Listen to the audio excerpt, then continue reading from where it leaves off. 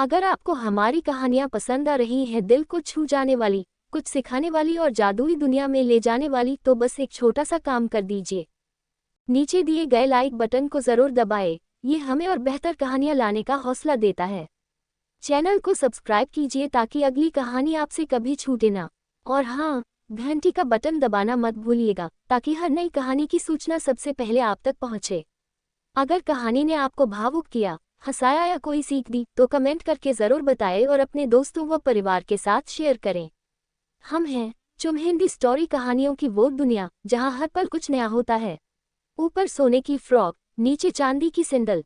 बहुत समय पहले की बात है। जादुई परियों का एक सुंदर राज्य था जिसे सुनलोक कहा जाता था। वहां की रानी स्वर्णलेखा परी अपने सौंदर्य और ज्ञान के लिए पूरे ब्रह्मांड में प्रसिद्ध थी।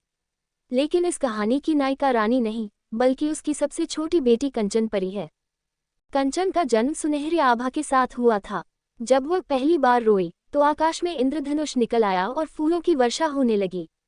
राजदरबार के जादूगरों ने कहा, ये बच्ची विशेष है, एक दिन ये परीलोक को अंधेरे से बचाएगी। रानी ने उसे एक खास तोहफा दिया, ऊपर सोने की फ्रॉक और नीचे चांदी की सैंडल। कहा जाता था कि जब वह इन्हें पहनती तब उसके कदम जहां पड़ते वहां खुशहाली और हरियाली उगाती। भाग एक, चांदी की सैंडल का रहस्य। कंचन धीरे धीरे बड़ी हुई। उसके कदमों में चांदनी बसी थी और मन में मासूमियत। लेकिन एक दिन खेलते खेलते उसने देखा कि उसकी चांदी की सैंडल आपस में बातें कर रही थी। दाई सैंडल बोली, ये समय है जब हमें कंचन को उसकी सच्चाई बताए। बाई सैंडल ने कहा, हाँ, वह चुनी गई है, केवल वही सुनलोक को बचा सकती है। कंचन चौंक गई। तुम बोल सकती हो? हाँ, सैंडल बोली, और हम तुम्हें उस यात्रा पर ले जाएंगी जहां तुम्हारी असली परीक्षा होगी। भाग 2, काले बादलों का आगमन। उसी दिन सुनलोक के ऊपर काले काले बादल छा गए। कालिमा दानवी नामक एक राक्षसी, जो वर्षों से पाताल लोक में कैद थी, बाहर आ गई थी।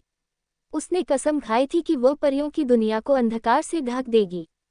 उसने सुनलोक की नदियों को सुखा दिया, फूलों को मुरझा दिया और रोशनी को निगल लिया।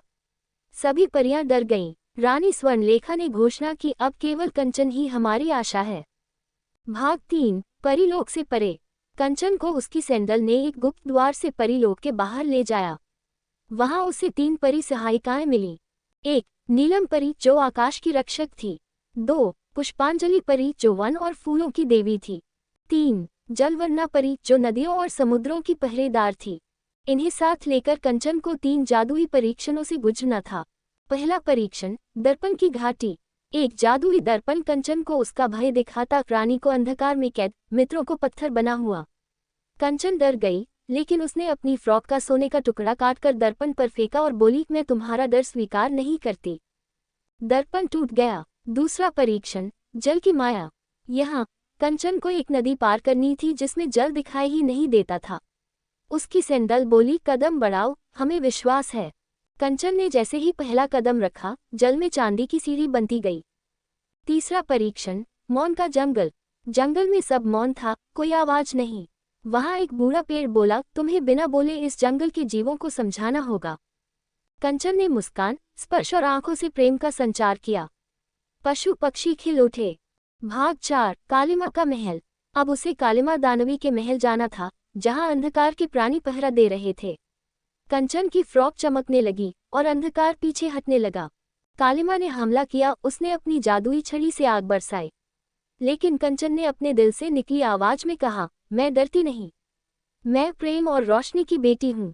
सैंडलें तेज चमकने लगीं, उन्होंने जमीन को चांदी से ढक दिया, जिससे कालिमा की शक्ति पिघलने लगी। उसकी जादुई छड़ी टूट गई। कंचन ने एक मोती निकाल कर कहा, ये प्रकाश है जो तुमसे भी आया था, लेकिन तुमने उसे तिरस्कार किया। कालिमा की आंखों में आंसू आ गए। वह कहने लगी, मुझे क्षमा करो। कंचन ने कहा, तुम परिवर्तन चाहो तो मैं क्षमा करूं। भाग 5, सुनलोक की बहाली। कंचन अपनी सैंडल और सोने की फ्रॉक के साथ वापस लौटी। सुनलोक में हरियाली फैल गई, फूल फिर से खिल उठे, नदियां बहने लगी और आसमान नीला हो गया। रानी ने गले लगाकर कहा, तुमने केवल अंधकार नहीं हराया, बल्कि उसमें छिपे प्रकाश को भी पहचान लिया। उस दिन से कंचन परी को एक नया नाम दिया गया, चमकनी देवी। उसकी सोने की फ्रॉक और चांदी की सैंडल को मंदिर में रखा गया, जहां बच्चे हर साल जाकर प्रार्थना करते, हमें भी साहस और करुणा दो, जैसी कंचन में थी। योजक चिन्ह, योजक चिन्ह, योजक चिन्ह।